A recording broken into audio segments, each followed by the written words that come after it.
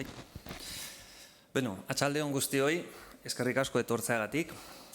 Gaur, hasiera ematen diogu hitzaldi ziklo bat ekainen inguruan. Beti gure historia aurrean, nazioartean gertatzen den bezala daude mugarri historikoak, momentu batzuk. Eta momentu horietako bat da ekain kobazuloaren aurkikuntza.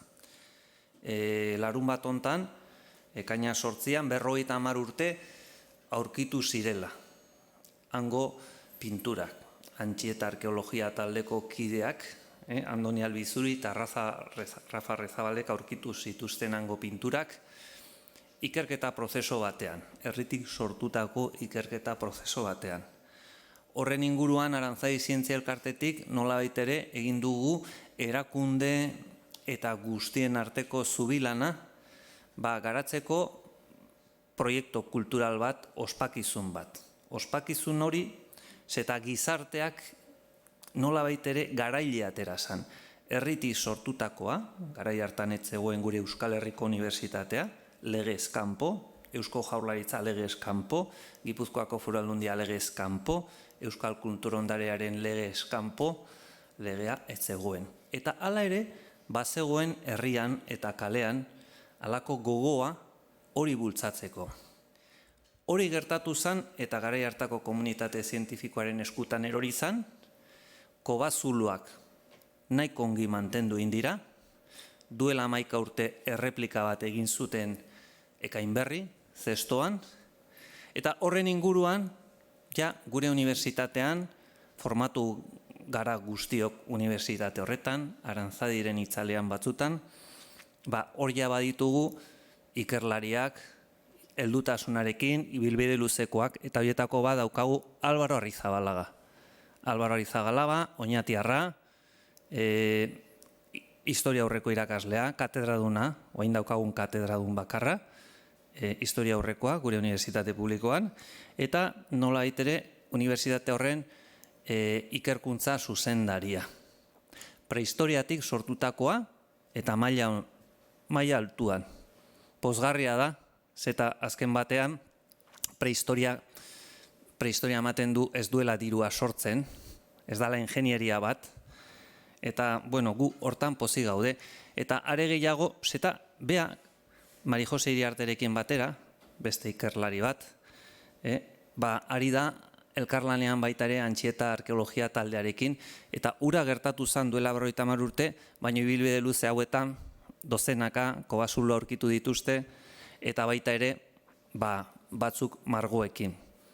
Jakina, ez direla ekain bezain ikusgarriak, baino lana, isilka eta konstantea hor dago. Beraz, gaur, eskerrak eman nahi dizkiot gurekin egoteko, behar dugu ikuspegi zabal bat, nun gaude, zer aurreratu da, azkenengo 35 urte hauetan, berari emango diotitza, eta gaur egun Euskal Herrian daukagun paleolito garaiko ikerlari nagusienetako bat.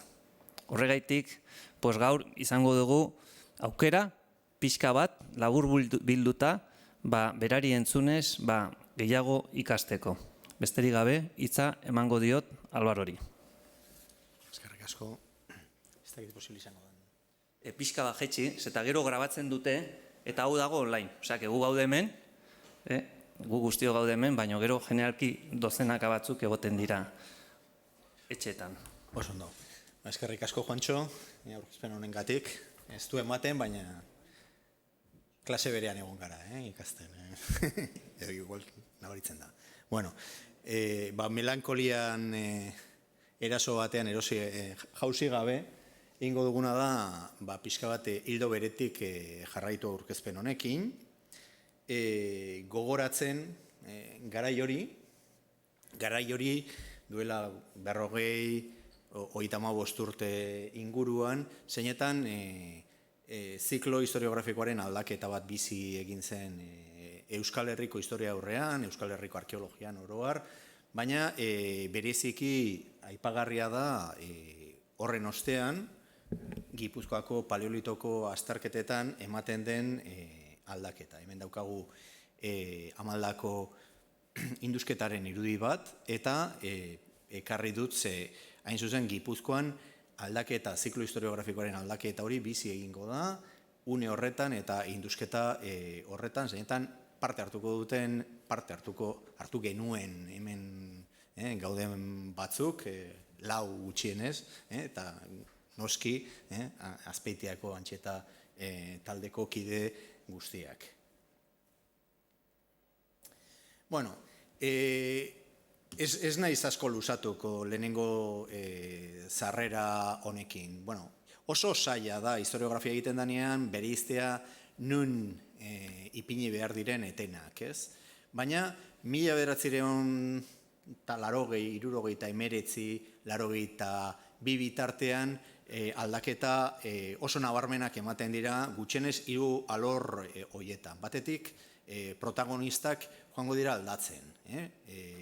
Protagonistak pentsatu behar dugu honen aurretik zegoen tradizioa zela, Jose Miguel Barandiaranen eskutik eta alboan azitako eta ezitako belaunaldi oso bat, sartu zirela bere garaian Pellaniz, Armando Llanos, Ignacio Barandiaran, Jesus Altuna sartu ziren Leze Txikiko induzketan, edo Aizbitarte lauko induzketan bebai, eta denborarekin joan ala, joango dira bakoitzak bere taldea sortzen, eta Arantzadi zientzia elkartearen inguruan gehien bat Gipuzkoan, joango dira beste dinamika batzuk sortzen.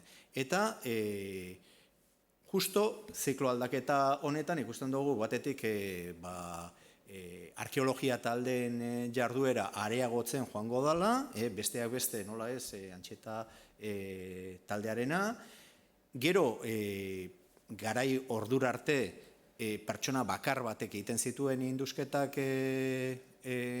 paleolitoko aztarnategitan Gipuzkoan, eta berriz hemendik ateratzen danean aurkituko ditugu ja zenbait buru,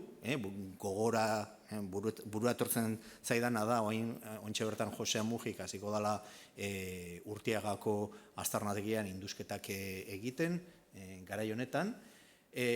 Ikerketa taldeak ere joango dira ugaltzen, eta baita ere berriztuko dira euskal erakunde batzuk, Eusko Ikaskuntza bezala, Juantxok esan duen bezala, ordura arte debekatuta egontzana, eta sortuko dira beste batzuk, Euskal Herriko Unibertsitatea, Udako Euskal Unibertsitatea, eta beste batzuk indarrartuko dutela ikerketan etorkizunean.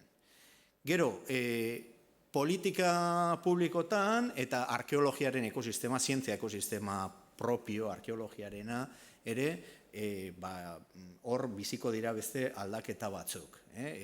Aldaketa horiek, denoi etortzen zego, hori bai dela historia horrea, estatutoa, eta gero diputazioak hartuko dute gero bere aukera, bere planifikazioa egiteko, bere araudiak sortzeko, baina lehendabiziko aldez ikusiko dugu Euskal Herriko lurralde guztetan nola aukera ematen den arkeologiatik bizitzeko profesional batzuei.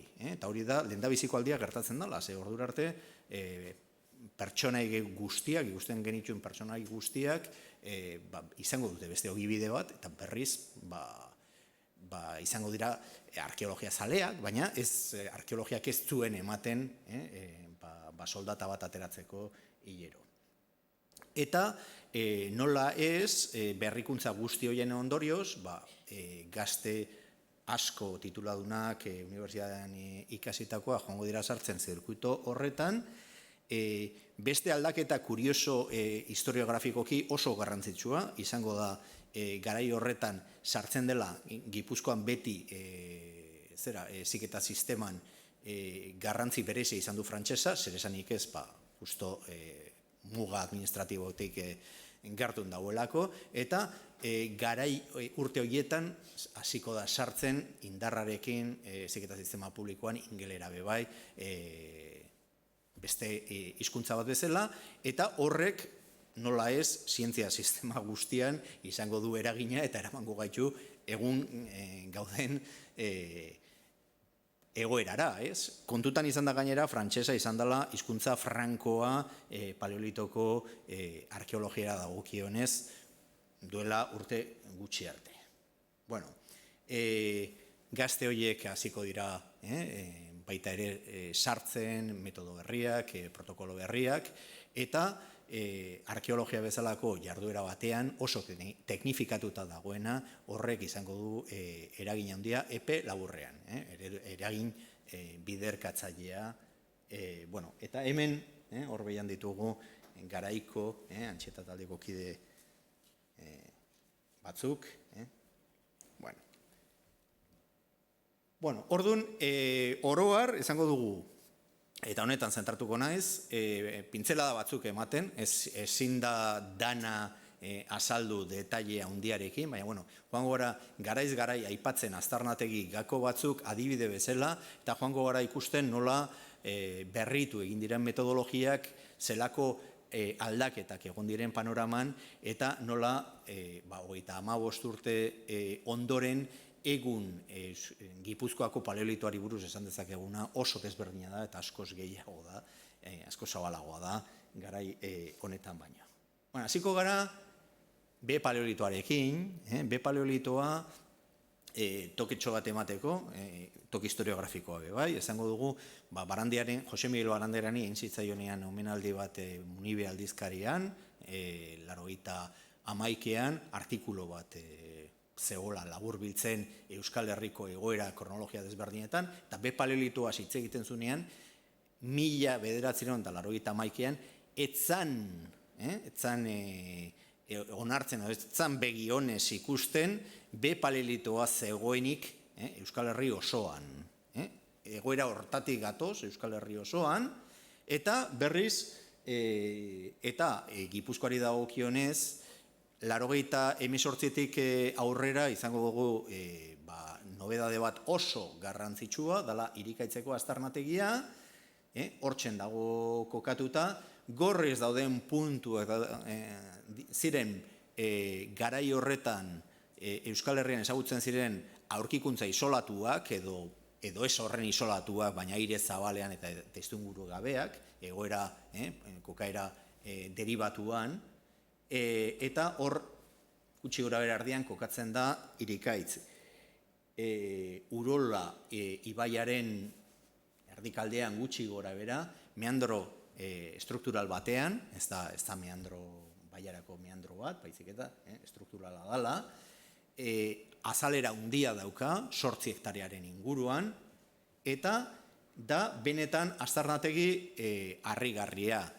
Gaur egun pixka bat ohituago gaude, baina lehenengo urtetan izan zen nahiko impactantea, eta berez lehenengo egunetan pensatzeko modukoa norbait txantxa bat egiten ari zala, kamera batekin, sineste zina zen garai horretan ikusten genuena, hain zuzen, Gipuzkoako baiara batean, aire zabalean, egoera primarioan, hau da, mugitu gabeko harriak, gainera sumendi harriak, harri volkanikoak, zen zerbait guztiz arrotza, eta komentatzen nizuen bezala, egon ginen pensatzen, agian beste nunbaitetik zetorrela material hori, oso zaila zen, ulergaitza zen, garai horretan, interpretatzeko nola iristen ziren material horiek ara.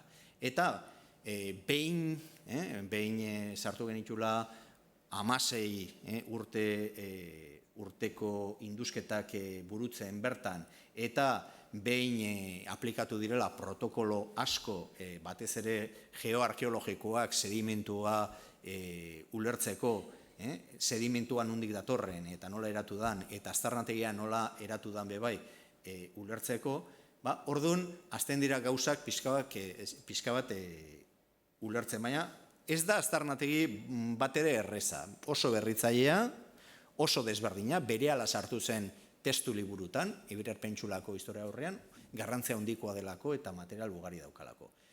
Eta hor puntu gakoa da, komentatu dizudan bezala, materialak ez daudela beste aurreko mapan agertzen ziren puntu gorri guztietan bezala, agertzen zirela hortik isolatuta, hortik lurrazalean banatuta, eta testuinguru estratigrafikorik gabe, baizik eta hemen baditugula frogak bertan landu egin direla harri horiek. Eta hori frogatzen da, hemen daukazute pieza berdinaren aurpegi biak, eta hor dituzue beste bi printza askatuta daudenak, eta ikusiko dugu nola printza horiek bat egiten duten pieza horrekin. Horrek esan nahi duna da, bertan landutako harria dela, eta detaile txiki honek, detaile txiki hau biderkatuta 1000 alditan, hau da, baditugu halako remontajeak, milaka esateko, hor daudela, objektu horiek daudela landuta hor. Honek ematen dio aztarnategiari garrantzi asko handiago, pieza horiek hortik azalean, lurra azalean agertuko balira baino. Horretaz aparte agertzen dira, baita ere, pieza batzuk oso esaguratsuak. Egun dakiguna irikaitzi buruz, da asko kostatu zaigu, baina azkenean lortu datazio bat, datazio horren arabera, maila zaharrenak dituzte 240, 245.000 urte bitartean, hau da aztarnategi zaharrena, egun datatuta daukaguna Euskal Herri osoan, eta funtzionatzen du tailer bezala, hau da, sumendi herri batzuk agertzen dira Urola baiaran, agertzen dira justo Urola baiaren zati horretan eurek nahi duten moduluarekin, eta nahiko alperrak ziren eskero, garai honetan oso praktikoak ziren, eta erabiltzen zuten eskura zuten guztia, nahiko alperrak ziren eskero, justo leku horretara doaz, bilatzeko sumendi herri horiek eurek nahi dituzten formatutan. Beharrez izateko, gero, lanketa lan berezirik, mehetzeko euskarri horiek eta izateko ahoak. Azkenean, lanketa teknikak nahi duena da, tresnak izatea, aho zorrotzekin. Nahiko aparta da baita ere, agertzen direlako egitura batzuk, eta hau B paleolitoko aztarnategien artean oso nahiko arraroa da, oso leku gutxitan gertatzen dira, hau etxola batekin identifikatzen dugu, eta etxolaren zarrean ingude bat aurkitzen dugu. Ingude asko daude, eraunskaio asko daude, benetan bilduma da, ez naiz gogoratzen orain zenbat kilotan neurtzen da, baina dira 2 tona baino gehiago hor pilatuta dagoena, dena ez da landutako materiala, gutxi gora bera eren batean dago landuta, erakusten ditu zea batzuk, baina alata guztiz ere da aztarnategi bat benetan irekaragarria. Orduan oso denbora gutxian, pasatu gara irikaitzei esker, pasatu gara utzetik 85era abiadan, B paleolitoko rankinen. Agertzen da etxola, agertzen da baita ere zutondo bat, esan beharko genuke, estimatzen dugula 8 hektareatan azalera, eta 8 hektarea horietan, egin dugula gutxi gora induzketa 100 metro kuadrotan. Azkenengotako ekinaldi batean georradarra pasatu genuen, eta ikusten ziren baita ere beste aurre ikusten ziren hor beste egitura batzuk, izkutatuta, lurrazpian, baina ez da egon aukera induzketa gehiagorik egiteko, eta orain tokatzen dena da datazioa ongi kaleratu eta materialak ere bai. Orduan, ja irikaitzi dagokionez, ikusten dugu ze eragina duen, ze garrantzia dituzten geoarkeologia eta geokronologiako teknika berriak. Gero, kuriosidade baldea maukazute, azaldu dezakegu apurtxo bat gehiago nola egin diren datazio horiek. Erdi paleolitoari dagokionez, edo mustiraldiari dagokionez, segurei berrikuntza garrantzitsuena Gipuzkoan, ez da bakarra, baina badaude beste batzuk, baina izango da garrantzitsuena da, leze txikira bueltatze hori, ez? Leze txikidako basulo bat arrasaten dagoena, hemen daukazute, airetik ikusita, tunel hori, leze txikin 1956 eta 1968 bitartean Jose Miguel Barandiaranek burutu zituen induzketa kanpaina batzuk, oso zabalak, hor hemen beltzez markatuta dagoena da Barandiaranek induztutakoa, eta berriz urdinez markatuta da gure indusketetan egindako hori. Oso lan luzea, oso lan zabala izan da, 20 urte indusketetakoak, ez naiz gogoratzen zenbat tona, lur muitxu egin dana bai, kalkulatuta dago. Eta esan behar da, lehenengo garai batean, gutxi gora bera, Barandiaranen 5. mailera arte oso batera doazela bere estratigrafia eta guk aurkitutakoa, gutxi gora bera, paraleloan eraman daitezke, baina gero, hortik bera, gauzak desente aldatzen dute. Bazeuden datazio batzuk oso harrigarriak, oso sarrak ematen zutelako, baina aldi berean oso kontradiktorioak, maila berdinean agertzen ziren datazio oso desberdinak, eta azkenian, ondorizatu duguna da, 6. eta batez ere 7. mailan, Baranderanek berizketa gutxi egin zituela oso esparru txikian egin zuelako indusketa, eta gainera aldapan, berriz gu gauza izan gara, oker ez banago, 11, 6., 7. eta 8. Barandiaranen 6., 7. eta 8. mailen artean, guk 12 maila desberdin daukagu, L, M, N, O, P, R, S, T, U eta V. Eta horietako batzuk azpimailekin. Ikusten duzue estratigrafia oso potentea dela, 9 metro, eta ez da sakontasun handieneko maila, eta oinaldean daukagu maila ere, datatu berria 215.000 urtekin, honek esan nahi du serie berri horretan, eta esan dezakegu gutxi gora era serie berria dela, ze Barandiaranek eskabatu zuen, baina benetan identifikazio eta datazioa ez dago ongi findua, bihurtuko dela Europa mailan aztarnategi oso garrantzitsua, ez da oso sarra, baina bai berriz da kronologia bat MIS estadio isotopiko 5. eta 6. eta 7. ez daude ongi errepresentatuta aztarnategi askotan. Lesetxikin aurkitu egin ziren giza aztarna batzuk, Barandiaranen dokumentazioa aztertuta gauza izan gara kokatzeko testuinguru datagarrietan, objektu horiek, eta berez badugu datazio egungoa, egina, eta esan behar da, bere garaian, indusketa egintzen garaian, ez zela benetan balioan jarri aztarnategi paleontologiko bezala duen garrantzia. Da bio-anistasuneko toki ikaragarria ere bai. Aztarnategi arkeologiko bezala, zer esanik ez, aztarnategi garrantzitsua da, baina esan beharko genuke, eta bere garaian etzan identifikatu hori etzelako indarrean zegoen paradigma, gizakitik etzen ezer ikusten garai horretan, esan beharko dugu askoz garrantzitsuago aztarnategi arkeologikoa bezala baino, dala aztarnategi paleontologiko bezala, eta aurkitzen ditugula espezie batzuk oso apartak direla, tximinoa bezala, makakoa, edo lotoia, da beste kasu oso berezia.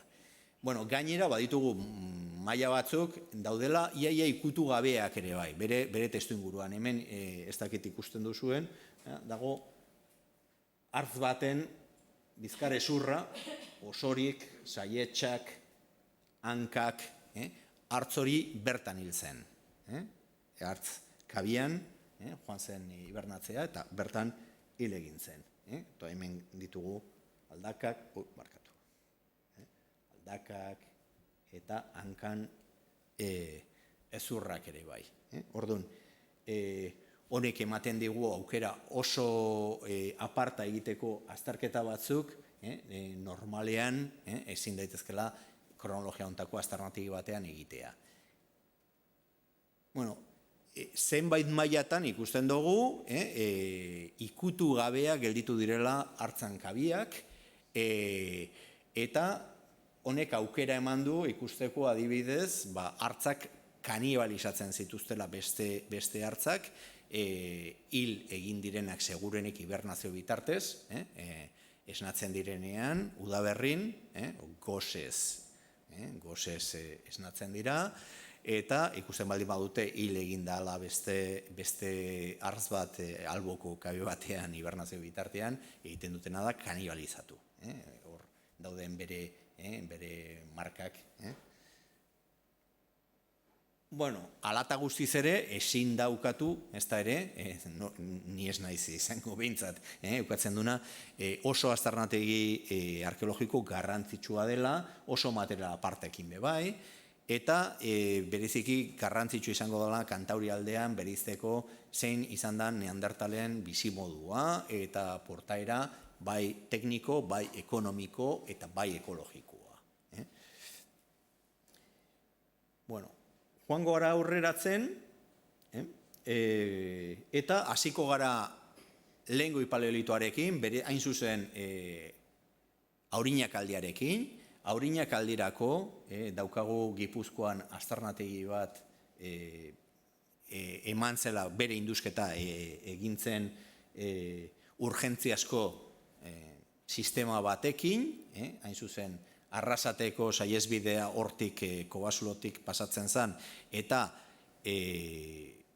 erabaki behar zen aztarnategia, hau da, Kobasulo haustu eta gero Kobasuloa txikitu, edo zuzenean dana txikitu, eta noski, hor egon zen negoziaketa nahiko horra, promotoreak kasu honetan zen diputazioa, baina azkenean lortu egin zen epe bat, eta lortu egin zen aurrekontu bat, urte oso batez lan egiteko beste, eta urte oso horretan zehar, egin zen indusketa sistematikoa ateratzeko Kobasulo txiki horretan, hasiera batean pentsatzen genuna aztarnategi paleontologiko hutsa zela, eta horregatik gaizki baloratuta zegoen, ez zegoen ongi ebaluatuta zein zen benetazko garrantzia, lekuaren benetazko garrantzia, baina hasi ginenean induzten era sistematikoan goitik bera, indusketa arkeologikoak egin behar diren bezala,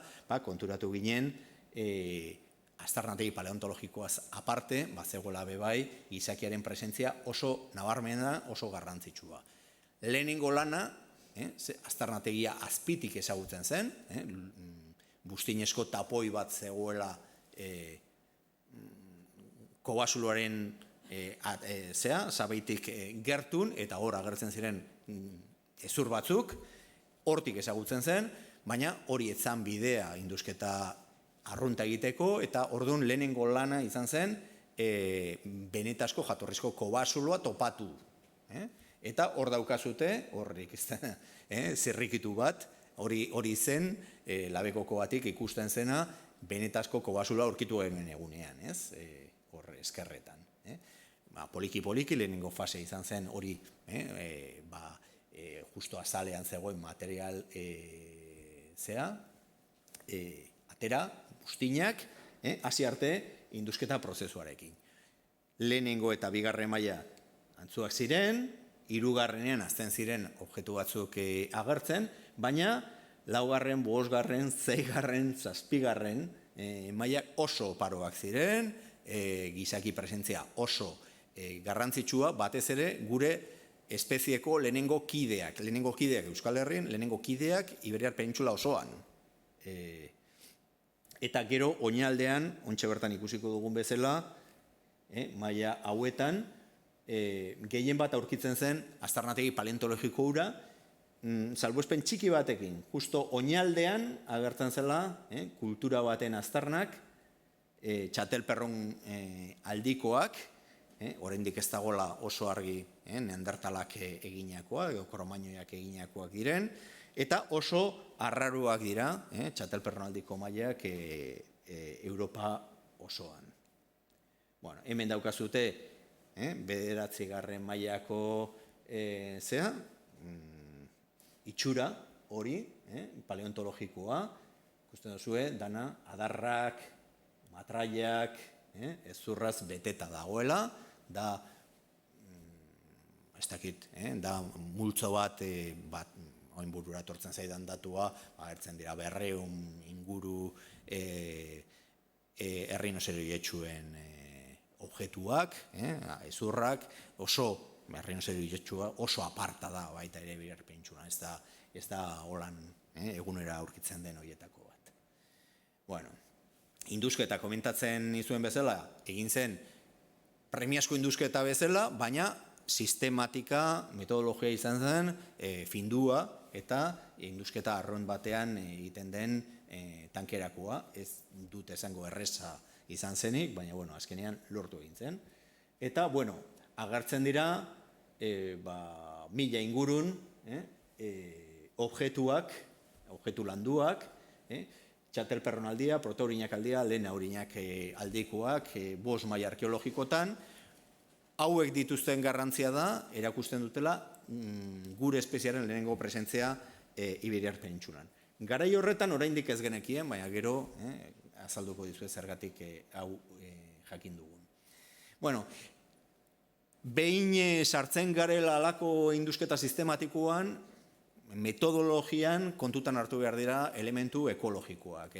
Maila hauetan ikusten genuen oso klimatologia hotza zegoela, ez zegoela polen analizian adibidez ez da ikusten ia bat ere arbolik, zegoenik paisai osoan, eta aurkitzen genuen maila bat beltza, nun bustin guztiak agertzen ziren baltzituta, agertzen ziren ezura erreta, baina baea pasatzen genuenean urarekin, hor etzan asalaratzen, normalean gertatzen den bezala, egurikatza. Egurikatza berreskuratzeko, fosilizatzen duna, erabiltzen den prozesua da, urarekin baetu, eta orduan asalaratzen da, urarekin asalaratzen da, ikatza, egurikatza, eta gero identifikatzen da. Kasu honetan, ikusten genuen oso beltza zegoela, ikatz itxura handia zegoela aztarnategi horretan, maila horietan, baina berriz ez zegoela egurikatzik. Eta hasi ginen pentsatzen, hipotezi bezala, agian egurraren eskasian erabiltzen zutela ezurra errekai bezala. Kongresutan egoten den eztabaida, zerbezan artean egiten den eztabaida hoietako batean, askoz interesgarriagok izatea eta askoz oparoagok askotan sesiotan baino, Madrilgo katedraun batek ezaten zuen ezetz, hori ez dela posible, baietz, egingo dugu, esperimentazio bat egin genuen, eta hala da, emaitza da, guztiz berdina.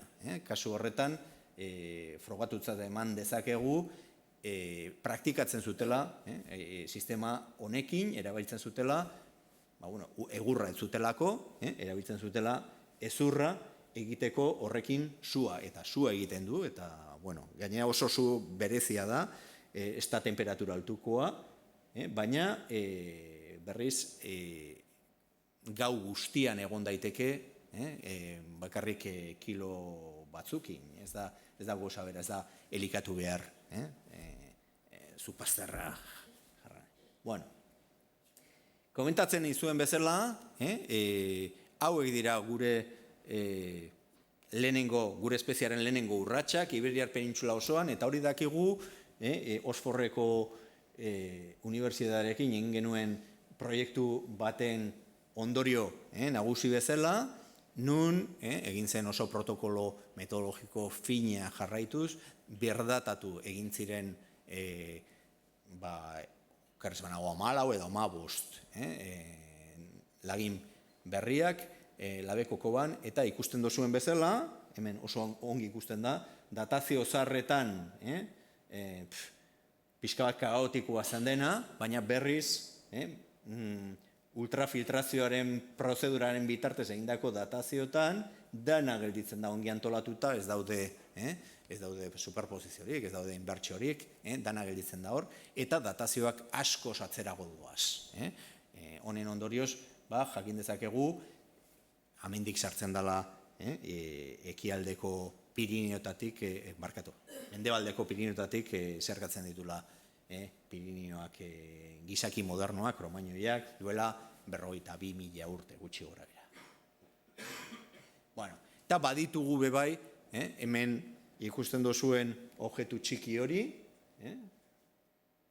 uharri txiki horretan agertzen diren hildoiek, grabatutako hildoiek dira, egun oraindik datatuta dauden, datatuta dagoen, froga zaharrena, artearen froga zaharrena, okerez banago, Iberiar Penintsula osoan, arte erabilkorra bezala. Gero daude beste datazio batzuk, arte labar artean, eztabaidatuak izan daitezkenak bai.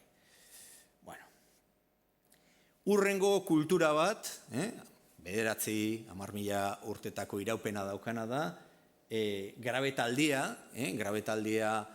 ezagutzen dugu nahiko ongi Gipuzkoa eta Euskal Herriko zenbait aztarnategietan, baina grabetaldia ezagutzen da bereziki ongi hemen Ametzagainako parkean, Donostiatik oso gertun.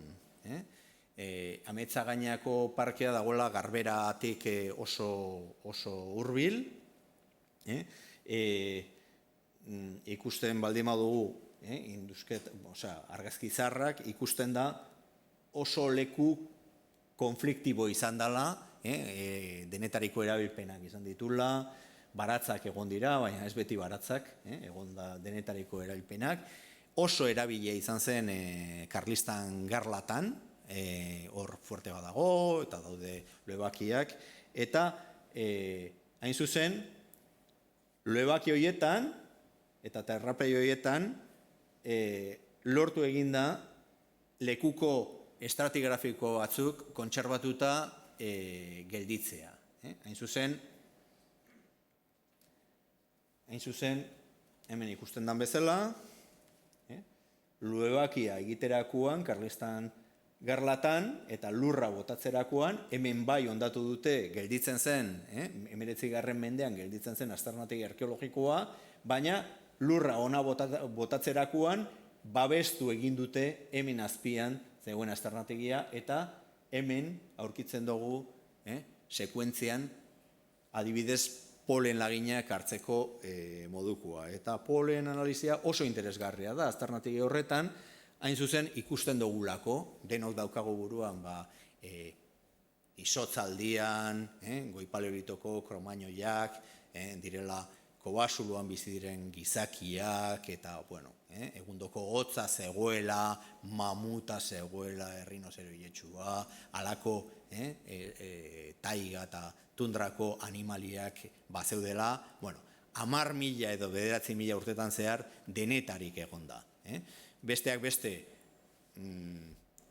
Errenterin, baina Donostiako mugatik oso gertun daukagu Aizbitarte 3ko aztarnategia, eta aztarnategi horretan kobasulo batean kokatuta dagoena, ikusten dugu, arbolaren polena, danera, 4% iristen dela, eta da, une bat oso hotza, Iberiar Penintsulan, goi-paleolitoan aurkitzen dugun, egoera hotzenetako bat daukagu, eta fauna bebai oso hotza da une horretan.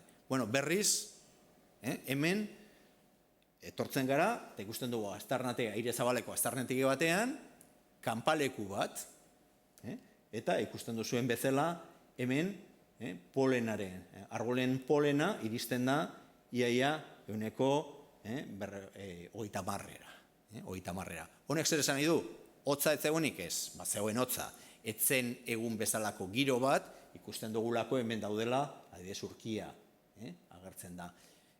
Etzen egun bezalako egoera bat, baina bai zen egoera bat, asko sepelagoa Aizbitarte 3 aurkitzen duguna baino, eta honek berak ematen du aukera aire zabalean bizi ahal izateko. Hain zuzen, honekin ondorioztatu dezakegu zerbait oso lagungarria izan dena Euskal Herriko historia aurrerako eta Iberiar Penintsula historia aurrerako, eta aldatzen ari dena desente, pentsatzen genuena denok honen inguruan, ikuspegi ekologiko honekin.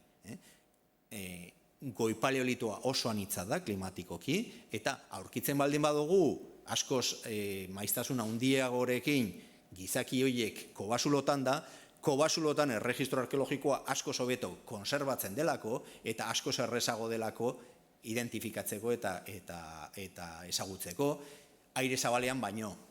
Aire zabalean txiripaz bakarrik kontserbatu zaigu Ametzagainako erregistroa eta oso toki, oso esparru txikitan. Orduan, hau da argazki garrantzitsu bat, baina ez da egi osoa.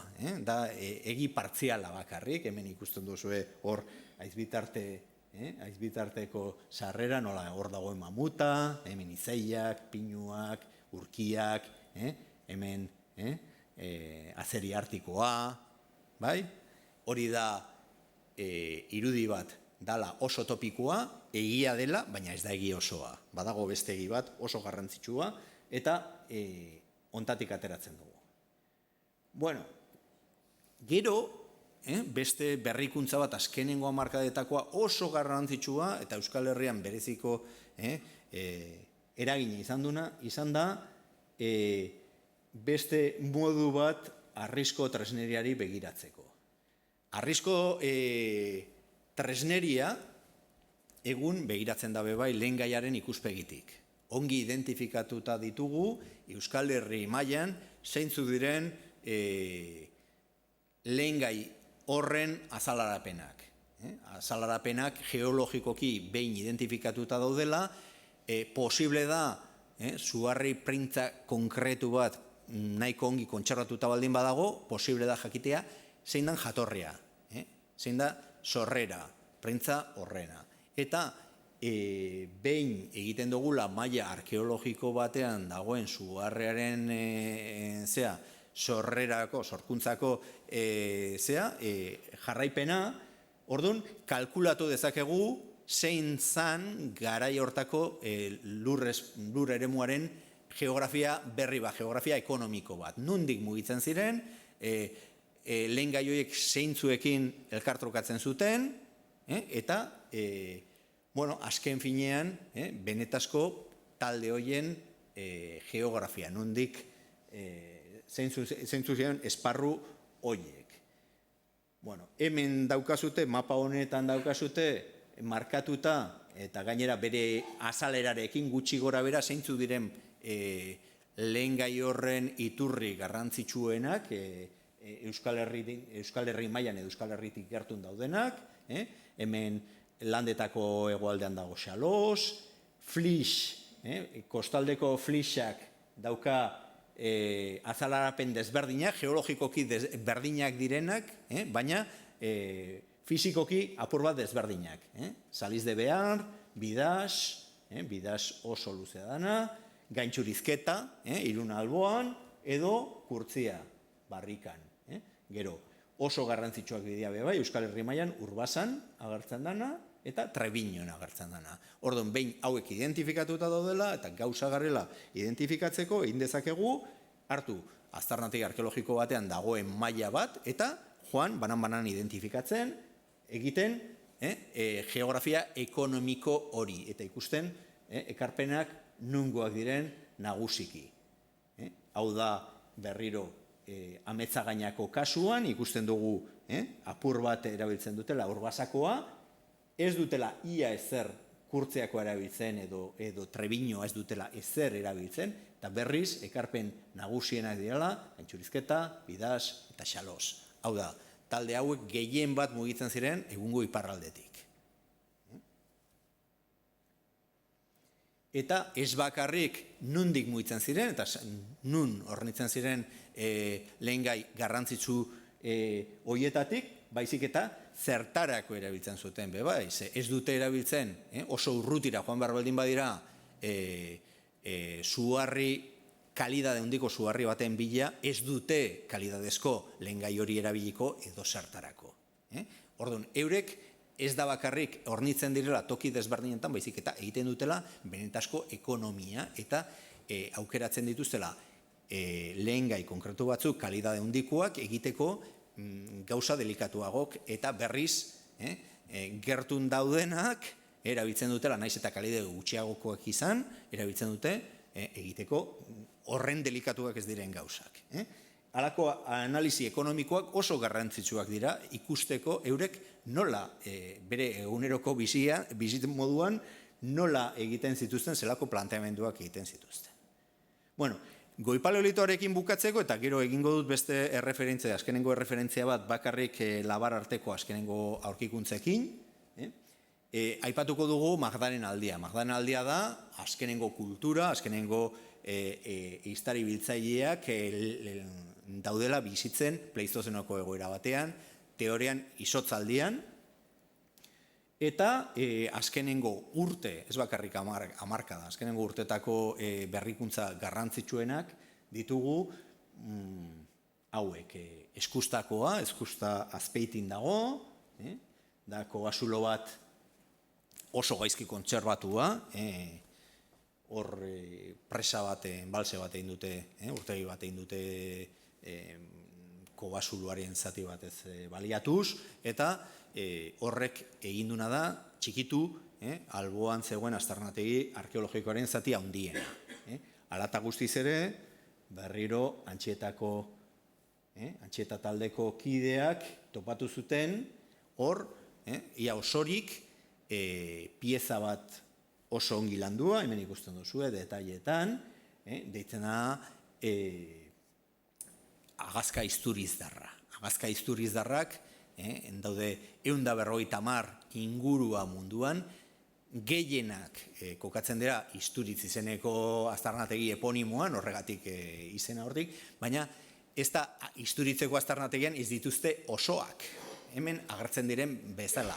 Eta diren, aipatzen dut, ze ez dago bat bakarra, daude bi iaia osorik daudenak, hau eta hau, ikusten duzue, baita ere, iaia osorik dagoena, gehi hirugarren baten zatiak. Orduan, hor daukazute, Pirineotako iparraldetik eta Kantauri aldean nola banatzen diren agazka horiek, baina, esan behar da, gehienak mugitzen direla, askoz esparru txikiago batean, hor badaude Alemanian bebai beste pieza batzuk, honekin harremanetan jartzen direnak, kronologikoki aitekoak dira, baina, ez dira pieza berdinak, edo modutan. Esparru honek murrizteak ematen digu aukera bebai, nolabaiteko lurralde kultural edo artistiko batetaz hitz egin ahal izateko populazio hauentzako. Eta azkenengo ekarpen berria izango da iaskoa, agarre aspaldien ezagutzen zen agarreko kobasuluan, azkonar batek zulatutako tunel batean, agertu zanean, pieza hau da zintzilikario bat, hemen ikusten da zulatuta dagoela, hemen goitik, eta hemen ikusten duguna da gai bat, gai artistiko bat, deitzen da hauntza, adi dagoen hauntza, hemen ikusten da, belarriak, adarrak, burua, detaile batekin, eta pieza hori da oso antzerakoa, iaia berdina, esan dezakegu iaia, ematen du esku berdinak eginakoa dela, berroberria dago Nafarroan Urdazubin, berroberrian Ignacio Baranderanek deskribatu zuen beste pieza batekin, hemen agertzen dela beste hauntza bat, eta pieza hau bebai dago zulatuta. Zintzilikario izango da, dira, ezagutzen ditugun pieza bakarrak, Europa osoan, gai honekin, zintzilikarion gainean.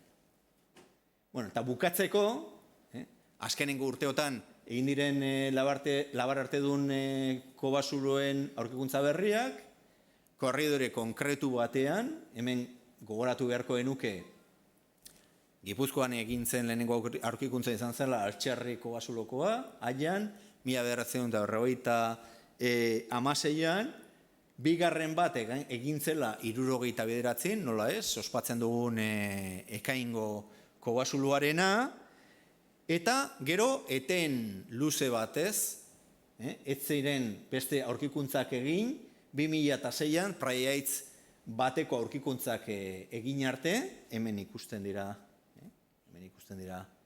zonalde batzuk margotuta daudenak, 2009an 3 urte beranduago egin ziren beste aurkikuntza batzuk Astigarragako koban, eta berriro sartzen gara beste eten batean 2014 arte. Hemen ditugu 4 puntu hauek, eta planteamendua amankomuna Antxietako taldekideekin izan zen, aztertzea ia egon ziteken korridore bat lotzen zituena Alsolaraz baiaratik, Endoiatik eta Lasturretik batzen zituena puntu horiek, eta hor konzentratu egin dituzten euren miaketa labarartekoak, Maria Jose Iriarteren zuzendaritzapean, eta 2014an lehenengo aurkikuntza izan zen Danbolinzulo, margo gorri batzuk, 2015an grabatu batzuk nahiko sakonak Erlaitzeko Kobasuloan, ez dakit, imaginatzen dut ikusten duzuela, hemen uro bat, hemen zaldi bat, ikusten da, ez? Astu igaina urrengo urtean, 2016an, hemen zaldi bat dago, bebai, grabatuta. Sustraixako kobie edo Harribil bost, hor nazte txiki bat dago izenarekin oraindik konpondu gabe, 2017an, nun agertzen diren grabatu oso finak, orain batekin eta segurueneko orain elur orainarekin bebai. Eta azkenengoz momentuz, Agarreko Kobasuloa, nun ez da bakarrik topatzen hor zintzilikari hori, baizik eta labar artea ere badago, hor puntu batzuk daude, software informatikoarekin hor artifizialki azpimarratuta, oso gaizke kontserbatuta dagoelako, baina hemen ikusten da animali baten bizkarra, seguruenik, margo gorrian eginakoa. Bueno, eta bueltatzen baldin bagara aurreko maparekin, ikusten dugu hemen dagoela Altxerri, hemen Astuigaina, hemen Danbolinzulo, hemen Ekain, Erlaitz, hausen Astigarraga, hemen Harribil, bost, eta azkenengoa hemen Agarre. Bueno, bukatzeko, eta ondorio bezala, esan dezakeguna hauxe da, oso labur bilduta. Asko aurreratu dela azkenengo hamarkadatan Gipuzkoako paleolitoaren azterketan, neurri honde batetan, eta hau ustot aitortu behar dela publikoki dela, zenbait talde eta partikularrei esker, eta berezik aipagarria da, eta ez da hemen daudelako, eta ez da bakarrik ospatzen ari garelako Ekaingo Kobasuloaren aurkikuntza, baina bereziki azpimagarria da, kuantitatiboki eta kualitatiboki, Antxieta Arkeologia taldearen ekarpena. Zenbait, marka dauetan zehar, anistu egin direla taldeak, protokolo metodologikoak homologatu egin direla, erabiltzen da metodologia kontutan izan da gainera, badudela murrizpen batzuk direla gehien bate ekonomikoak, badute guztiz homologatuta daude, Europako gure esparruan erabiltzen diren protokolo metodologiko guztiekin.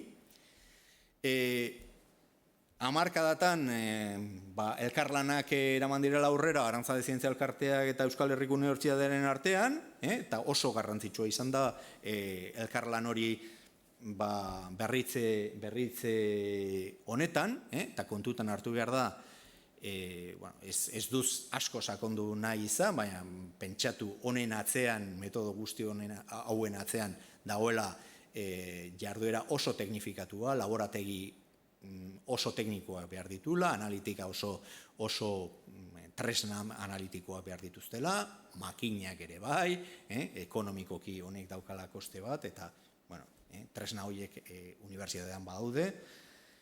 Eta, bukatzeko oso, nire ustez, baina uste dute hau beti kazetariekin hitz egiten dudanean, azkenean beti bukatzen dugu gure garaian puntu berean. Beti dago Googlearen testa. Erabili Googlea eta hemen aipatutako aztarnategiak sartu, eta ikusiko duzu zenbat zarrera dauden. Honek esan nahi duna da, ez dala bakarrik aztarnategiak hortzen daudela, garrantzitsuak direla, ongi induztuta daudela, baizik eta zirkuloa izteko bukatu behar dela horren zabalkundea egiten. Zabalkundea gizarteratzen, eta hau da honen adibide bat, ziklo hau izango litzake horren adibide bat, baina baita ere gizarteratzen maila akademikoan, maila akademikoan azkenean ustartu behar dira aztarnategiak joateko eraikitzen denon arteko historia horre amankomun bat, ez? Kasu honetan ezin da kulturai buruz hitz egin oraindik. Mila esker, ez dakit galderarik izango zuen, edo denbora daukagun. Eskerrik asko, Álvaro. Nik azpimarratu nahi nuke ikusi ditugun adibideetan bea dago atzean. 98 urte, edo 94 urte, daramazu ja prehistorian. Gipuzkoa, oso goizaz izan. Eta nolabait ere, beak esaten zuena sinesgarritasuna eman diogu hemengo ikerkuntzari nazioartean eta erabilitako metodologiarekin. Galdera txanda bat, nahi duzuena galdetu.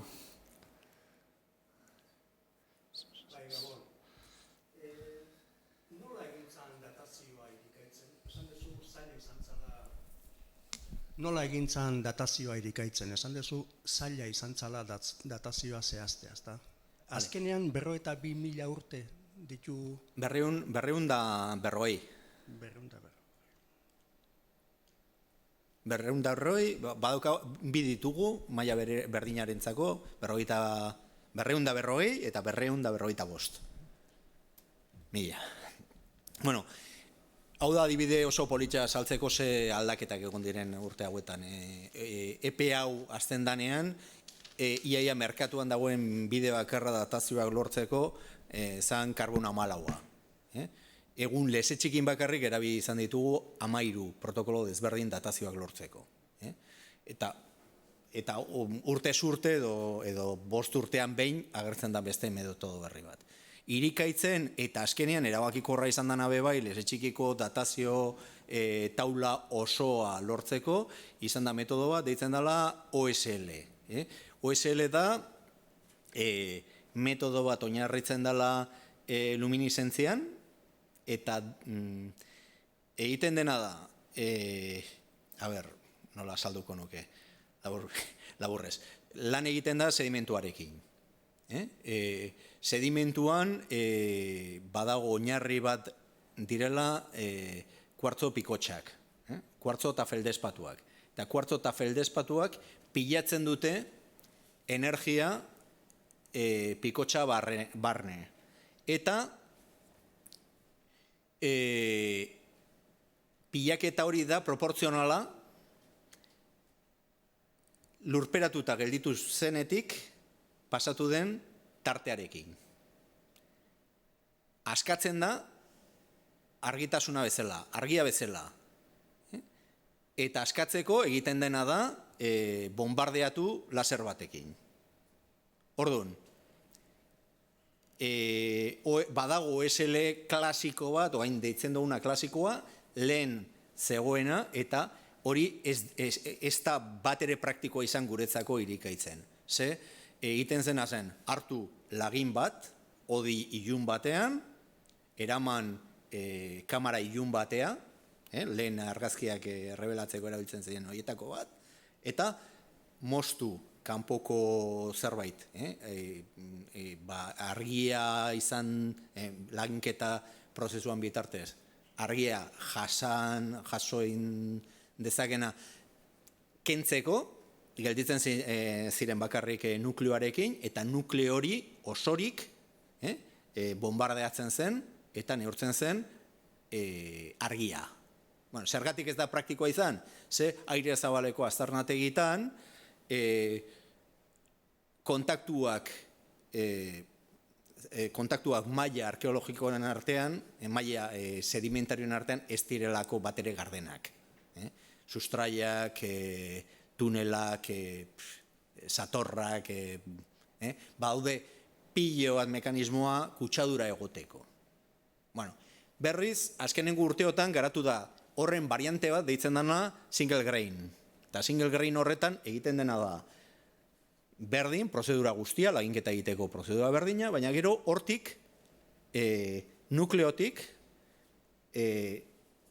txikitzen da dana, eta ateratzen dira, individualizatzen dira, pikotxak.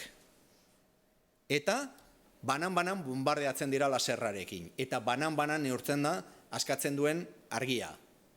Orduan,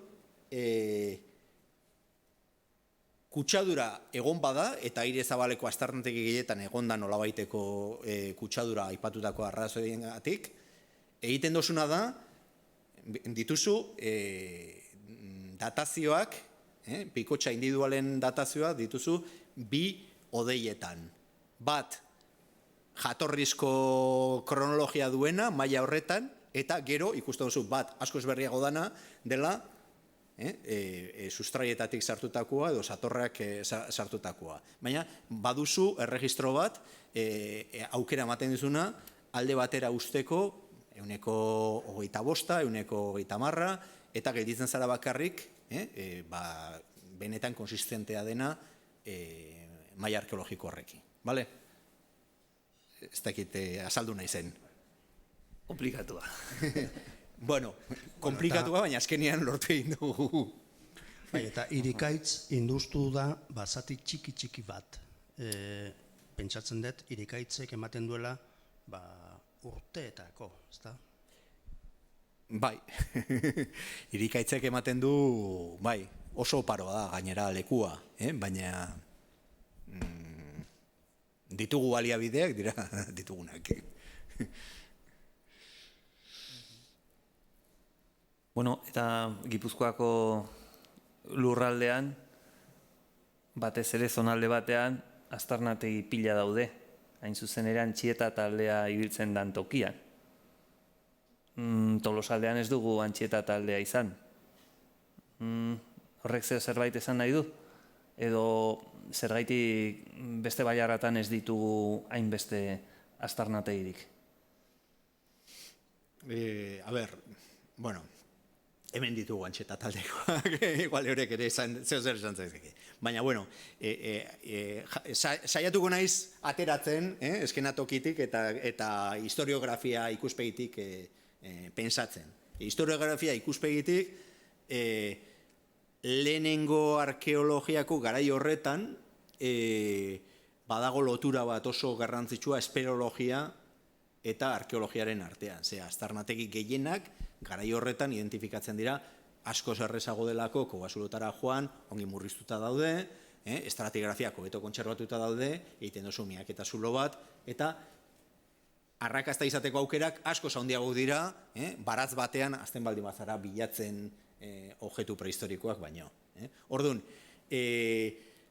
ikusten baldin badugu, zein bailaratan konzentratzen den karaitza eta karsta, ikusiko dugu zein tokitan konzentratzen dira bebai espeleologia taldeak.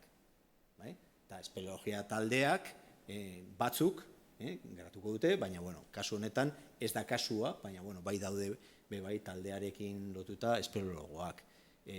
Igual, ez dakit Araxes baiaran zeo zer esateagatik Tolosaldean ez dut uste horren beste karsta dagoenik, horren beste kobazulo dagoenik, joan behar da Aralarrera beste kausistika da. Nik uste dut zer ikusia handia daukala horrekin, eta horrek ez delako meriturik kentzen Antxietako taldekidei. Astebururo astebururo egiten dute bere irtera, azkenengo gutxienez 40 urtetan, 40 urte hauetan edo gehiago.